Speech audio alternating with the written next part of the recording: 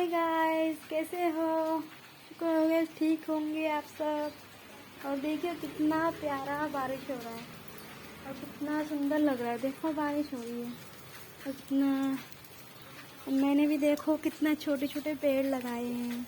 ये है गौरी पेड़ और ये ऑक्सीजन का है, ये ऑक्सीजन का है, ये ऑक्सीजन का, ये ऑक्सीजन का है। ये बड़ा फूल वाले का है, देखियो ये बड़ा फूल वाले का पेड़ है। देखो गाइस कितना प्यारा, कितना सुंदर और कितना बारिश हो रही है वहाँ। देखो गाइस अभी श्रावण का महीना है, कितना खूबसूरत लग रहा है सब। ऐसे लग रहा है कितना बारिश गिरने वाला है और कितना मतलब, और आसमान भी कितना सुंदर दिखाई दे रहा है और पेड़ों को भी कितनी खुशी मिल रही है बारिश के पानी से। देखो गाइस, देखो गाइस।